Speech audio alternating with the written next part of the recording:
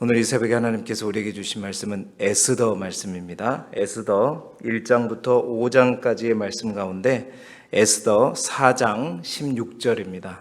구약성경 754쪽, 구약성경 754쪽 에스더 4장 16절 말씀입니다. 구약성경 754쪽입니다. 754쪽 에스더 4장 16절 말씀은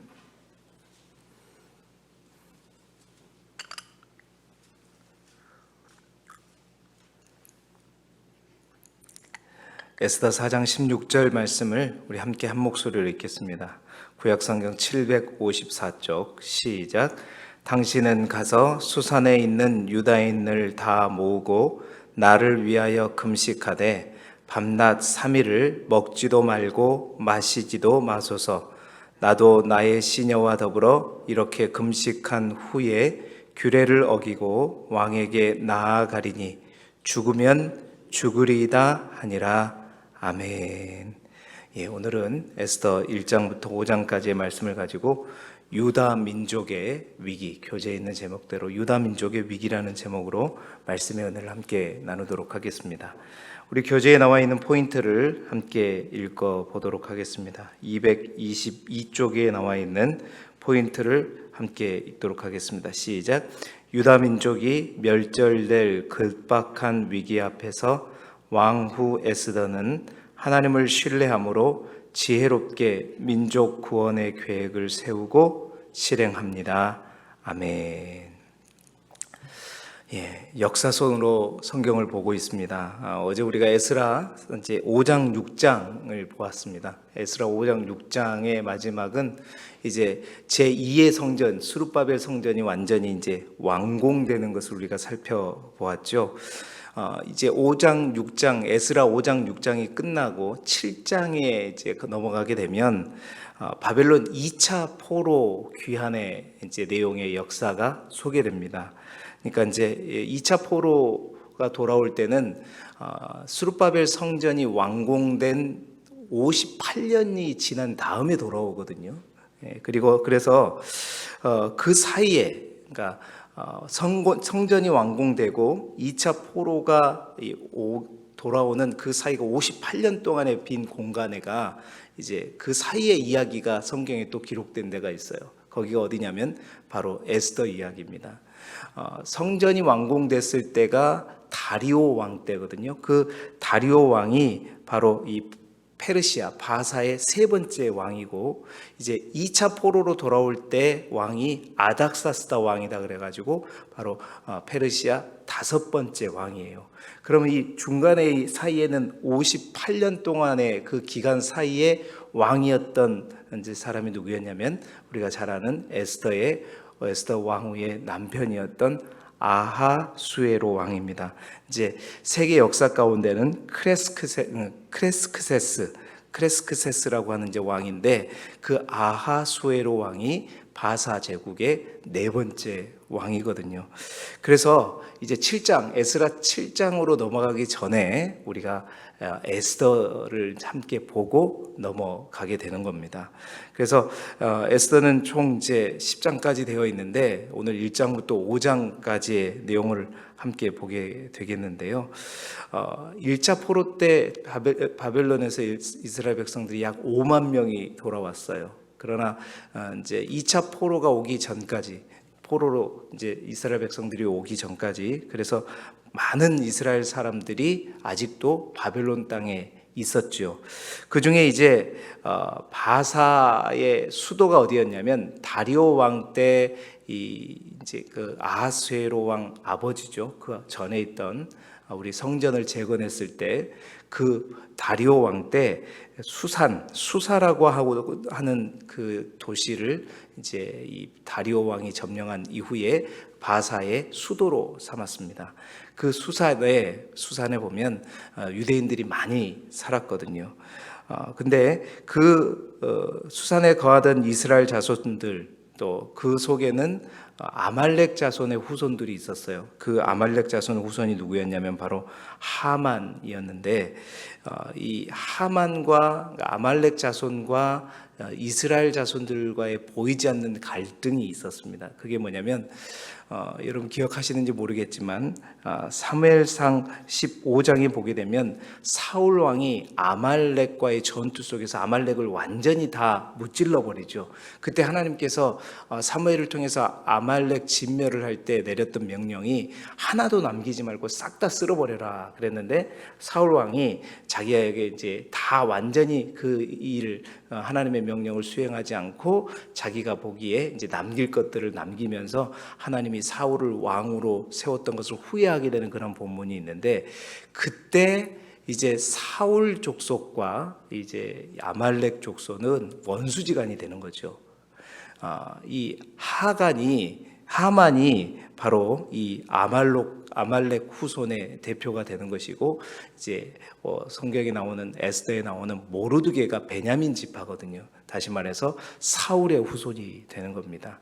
근데 이제 이 하만이 아하스웨로 왕이 됐을 때 제2인자가 돼요. 그래가지고 가장 높은 위치까지 그를 올리게 되었는데, 다른 모든 신하들은 다 이 하만에게 절을 하는데 모르드게는 절대 이제 하만 앞에 굽히지 않는 거죠. 이제 그걸 가지고 기분이 굉장히 나쁘게 되고, 그걸로 인해서 모르드게를 죽인다는 핑계로 이스라엘 백성들을 싹 다 멸절하려고 하는 그 음모를 꾸미게 됩니다. 그래서 이제 이스라엘 백성들이 다 죽게 되는 그런 상황 속에서 이스라엘 백성들이 이제 에스더라고 하는 왕후, 그 여인의 헌신과 또 그 배후에서 역사하시는 하나님으로 인해서 유대인들이 구원을 받고 승리하는 사건. 그래서 이 유대인들이 이러한 사건으로 이제 구원받게 되는 요 날을 기념으로 한 절기가 이제 날이 부림절이라고 되어 있죠. 그 부림절의 기원을 설명한 그러한 역사서 책이 바로 이제 에스더라고 하는 책입니다. 그러니까 에스더는 아주 오랜 기간의 어떤 이야기의 역사를 기록한 역사서가 아니라 하나의 어떤 사건을 중심으로 역사를 하는데, 여러분이 보시게 되면 에스더에는 특징이 하나님이란 말이 한 번도 나오지 않습니다. 그런데 그 배후에서 역사하시는 하나님, 어떻게 하나님께서 이스라엘 백성들을 지키시고 또 구원하셨는가를 분명하게 보여주는, 그리고 그 중심에는 에스더라고 하는 한 여인이 있었다는 사실들을 보여주는 그러한 역사서라고 볼 수 있죠. 그래서 오늘은 이제 1장부터 5장까지 보게 될 텐데, 내용은 굉장히 쉽습니다. 어떤 책보다도 여러분 읽어보시게 되면 술술술 읽어갈 수 있는 내용이죠. 그래서 여러분 편하게 읽을 수 있다는 전제하에서 오늘은 특별히 1장부터 5장까지의 내용을 다 다루지는 않고, 가만히 보게 되면 3명의 여성분이 나와요. 이름이 등장하는, 이름이 존재하는 3명의 여성분을 통해서, 여자들의 모습을 통해서 오늘 이제 우리에게 주시는 말씀을 함께 찾아보게 되겠는데요.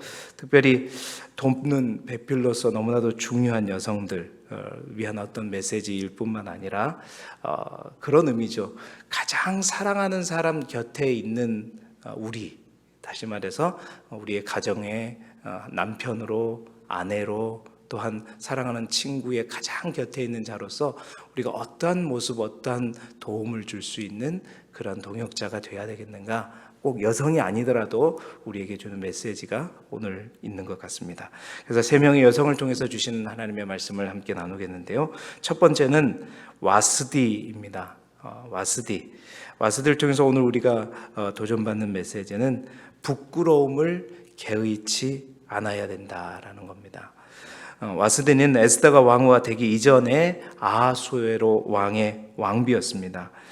이제 아하수에로 왕이 통치할 때, 그때 이제 그리스가 신흥국으로 일어나고 있었습니다. 이제 바사가 무너지고 그리스가 이제 패권을 차지하게 되는데, 그러니까 아하수에로 왕 때는 계속해서 그리스를 잠재우기 위해서 항상 그리스 원정을 떠났단 말이에요. 군사들을 이끌고. 그리스가 더 이제 신흥국 그리스가 더 일어나지 못하도록 항상 전쟁과 함께 이제 통치를 해가고 있었습니다.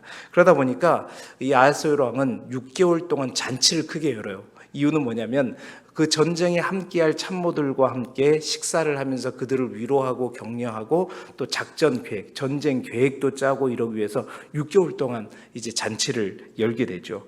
6개월을 열고 나서 또 7일 동안 더 잔치를 열고 있다고 성경은 기록하고 있는데, 그 7일은 또 수산에 있는 수도에 있는 자기 백성들을 위해서 따로 또 7일을 더 잔치를 여는 가운데 사건이 하나 발생합니다. 그 사건이 뭐냐면, 이제 아하수에로 왕이 술이 많이 취해가지고 자기 와이프였던 이 와스디가 굉장히 이뻤거든요. 그래서 이제 술이 문제죠.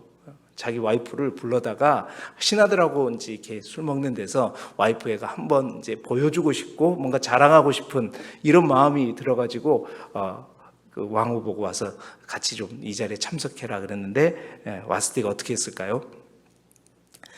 그걸 거절하게 됩니다. 여러분 1장 12절에 보게 되면, 그러나 왕후 와스디는 내시가 전하는 왕명을 따르기를 싫어하니 왕이 진노하여 마음속이 불붙는 듯 하더라라고 되어 있죠.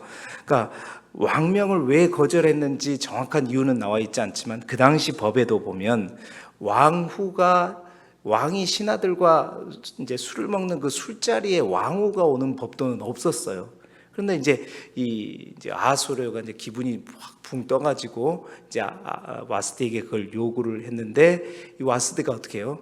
수치스럽죠. 내가 뭐 기생도 아니고 신하들 앞에서 술 먹는데 자기가 와가지고 술 취해가지고 아무리 왕이지만 그런 명령을 내리니까 그거에 대해서 반대를 하고 이제 거부를 해버렸단 말이에요. 근데 그걸 보고 아하수에로 왕이 어떻게 해요? 제국의 왕이 기분이 확 나빠버린 거예요. 굉장히 화가 나버린 겁니다. 그러니까 결국 그 일로 인해서 신하들과 함께 논의를 해서 왕비가 아무리 그렇지만 왕이 명령했는데 나타나지 않는다고 해서 이것은 모든 여인들에게 모범이 되지 않는다. 결국 그 이후로 와스디는 왕후의 자리에서 폐위가 되게 되는 거죠. 물론 이제 나중에 이 아하수에로 왕이 이제 정신을 차리고 나서는 후회를 하게 되지만, 어찌 됐든 간 그러한 일들로 인해서 이제 와스디라고 하는 왕후가 폐위를 당하게 되는 거예요. 첫 번째, 이 와스디의 모습을 통해서 우리가 주는 메시지가 있다는 겁니다.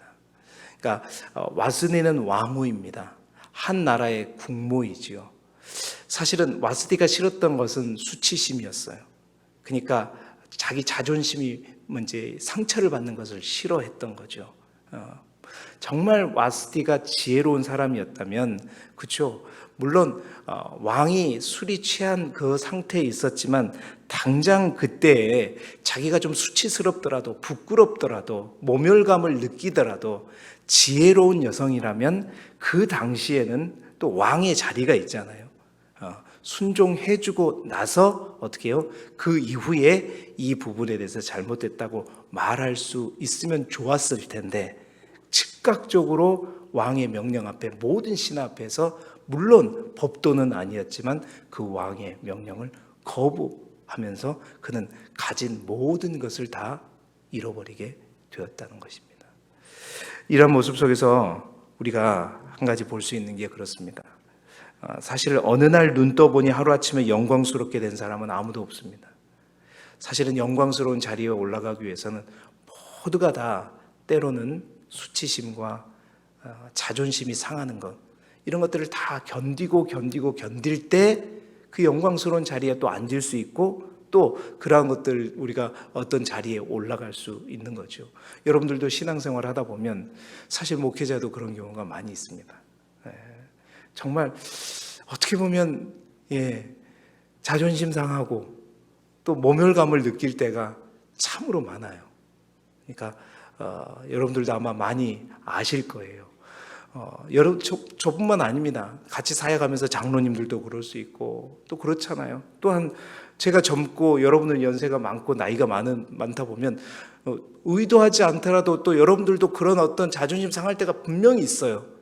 그런데 사실은 남편의 옆에 있는 한 가정의 아내로서 뿐만 아니라 나라의 국모로서 때로는 이러한 부끄러움을 개의치 않을 수 있는 그 마음이 있을 때 자기가 나라를 지킬 수 있고 가정을 지킬 수 있고 또 먼 것들을 세워갈 수 있다는 거예요. 와스디를 통해서 우리에게 주는 첫 번째 메시지는 때로는 우리가 정말로 부끄러움을 개의치 않고 행할 수 있어야 된다라는 것입니다.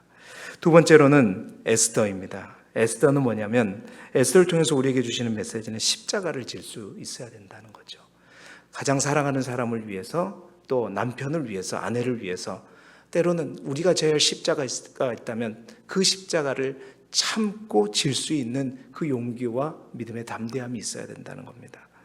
자, 에스더는 여러분 너무나도 잘 알죠.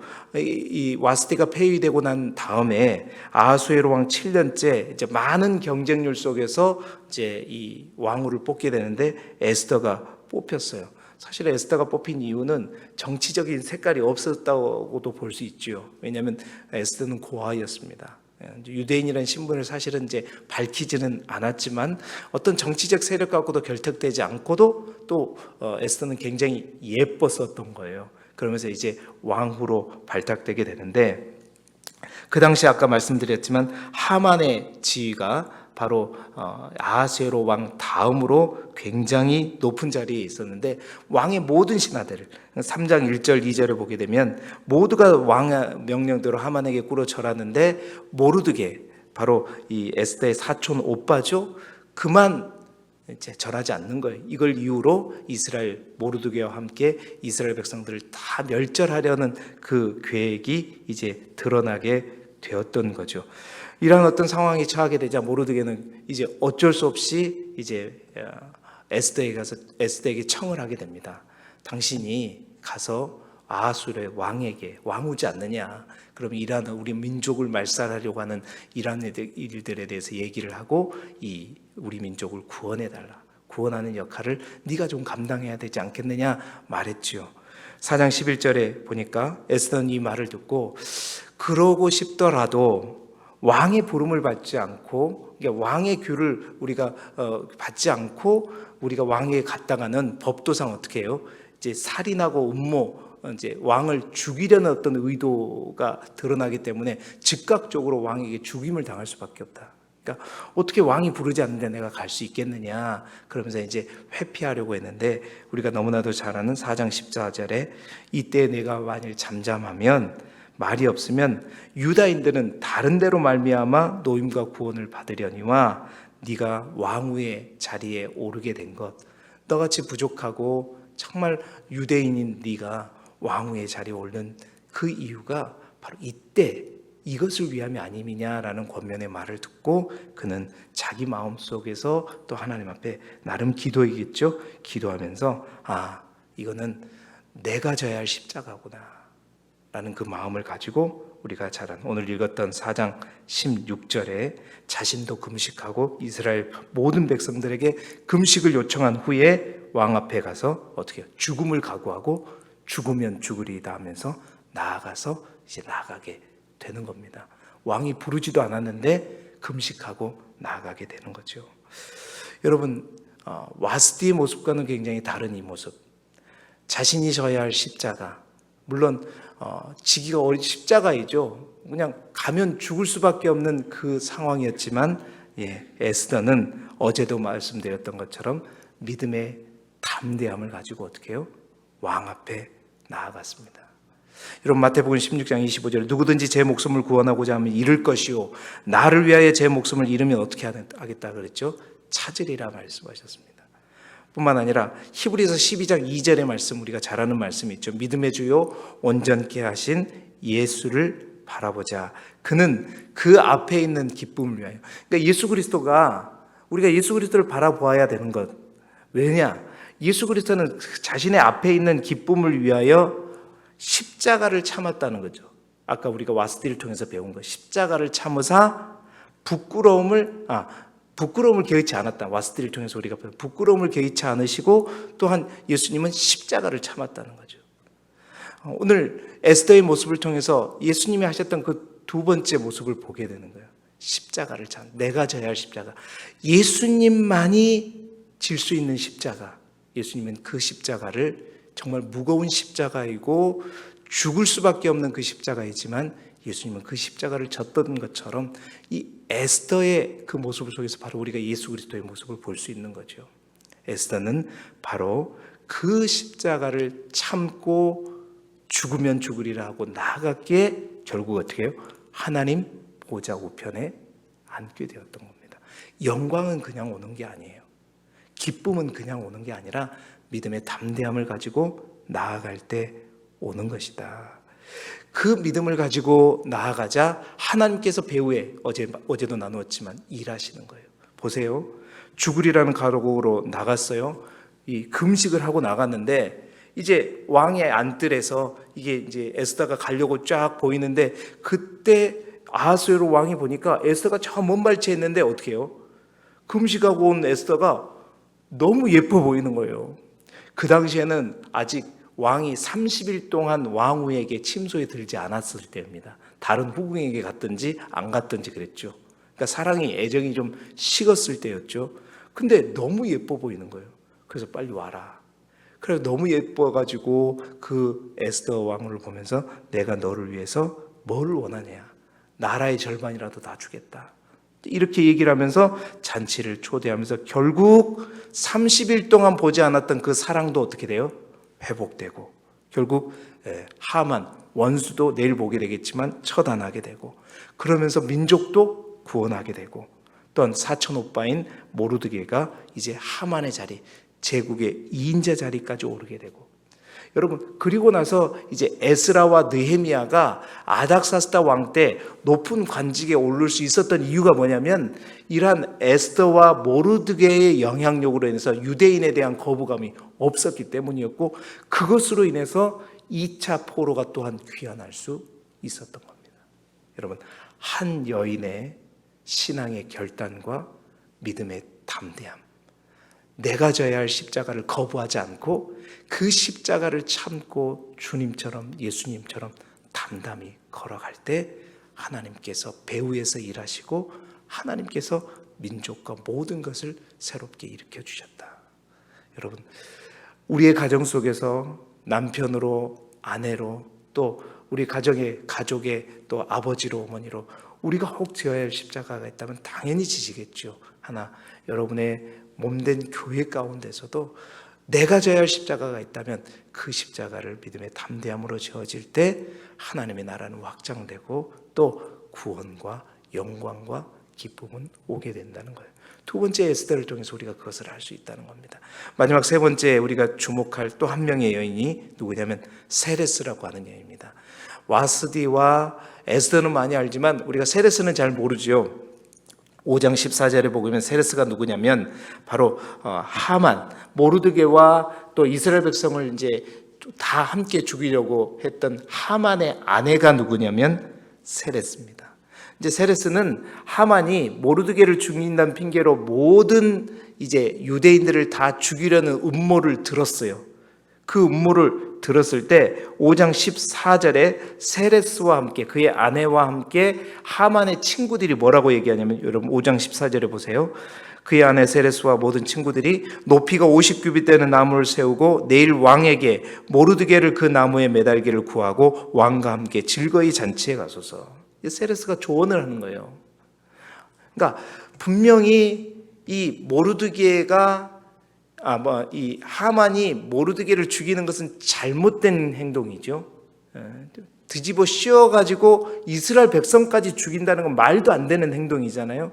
그러니까 진짜 참된 아내요 또한 가장 곁에 있는 사랑하는 사람 곁에 있는 사람이라면 물론 남편이 일하는 것에 대해서 순종하고 도와야 되겠죠. 그러나 그 일이 악을 행하는 일이고 죄를 행하는 일이라면 그것을 멈추게 할 수 있는 유일한 사람은 누구일까요? 아내죠. 사실은 이때 세레스가 하만을 그 하만의 잘못된 것들을 멈추고 다시 생각해 보라고 얘기할 수 있는 지혜가 있었다면 결국 하만이요 어떻게 했을까요? 그렇게 세레스의 말을 듣고 이 나무 막대기를 구해가지고 모르드게를 죽이라고 하는 그 나무에 누가 달려 죽게 되죠? 결국은 하만이 죽게 돼. 자기가 죽을 무덤을 자기가 파게 되는 것을 누구로 인해서 만들게 된 거예요? 아내의 말로 인해서. 그러니까 가장 옆에 있는 사람이 이런 존재는 되지 말아야 되는 거예요. 악을 더 부추기는 존재, 죄를 더 부추기는 존재, 죄를 향해 더욱더 사랑하는 내 남편이, 또 내 아내가, 내 동역자가, 그렇죠, 옆에서 가장 가까이 있는 사람이 내가 뭔가를 하려고 하는데 말을 하게 되면, 반대하게 되면 기분 나쁘죠. 아니, 누구보다도 나의 입장을 잘 아는 사람이 이해해주고 또 그거에 대해서 동조해줘야 되는데, 그게 선을 행하고 의를 행하는 일이 아니라 악을 행하고 죄를 행하는 일일 때는 그것을 멈추게 할 수 있는 유일한 존재는 가장 옆에 있는 그 사람밖에 없어요. 다른 사람에게는 그것이 죄로 보이지도 않거든요. 드러나지도 않아요. 옆에 있는 사람만 볼 수 있어요. 그것은 그 사람을 통해서 하나님이 그 일들을 멈추게 하시려는 의도인 것입니다. 여러분, 악을 부추기지는 말아야 되겠다. 그게 진짜 사랑하는 것이고 그것이 하나님이 기뻐하시는 것입니다. 곁에서 물론 위로자가 되어주고 격려자가 되어 주어야 하지만 그 사람이, 그 사랑하는 사람이 죄와 악으로 치닫고 있을 때는 브레이크를 반드시 걸어주는 그 사람이 가장 옆에 있는 사람인 거예요. 아들이, 딸이 잘못된 일을 하고 있어요. 그런데 부모가 짠하다고, 아이고 어쩔까 하면서 동조해 주는 것, 이게 어쩌면 오늘 세레스처럼 자기 남편이 자기의 무덤을 파게 되는 그러한 일들을 행하는 것과 동일한 행위가 될 수 있다는 것입니다. 오늘 이 새벽에 특별히 여인들을 향해 뿐만 아니라 가장 사랑하는 사람 곁에 있는 자로서 우리가 어떠한 마음을 가지고 해야 되는가? 예수님이 했던 것대로 하면 됩니다. 아까 히브리서 12장 2절에 있는 말씀대로 예수님은 그 가장 사랑하는 우리를 위해서, 그들의 기쁨을 위해서, 그들의 영광의 자리에 얻게 하기 위해서 어떻게 했죠? 십자가를 참으셨고 부끄러움을 개의치 않았던 것처럼 우리 또한 십자가를 참고, 우리가 져야 할 십자가를 달게 지고 부끄러움, 수치를 당해야 될 때는 그것을 개의치 않고 또 감당함으로, 또한 가장 사랑하는 사람이 어떠한 경우에도 죄로는 더욱더 가까이 가지 않도록 막아설 때, 여러분 예수님께서 우리를 구원한 것처럼 우리 또한 예수님과 같이 나라를 구하고 또 가정을 구하고 한 사람의 인생을 새롭게 할 수 있는 그러한 돕는 배필로, 동역자로 설 수 있다는 거죠. 여러분이 그런 모습으로 오늘 이 하루도 세워져가고 올 한 해도 여러분 가장 사랑하는 사람들 곁에서 그러한 존재가 될 수 있기를 주님의 이름으로 축원합니다.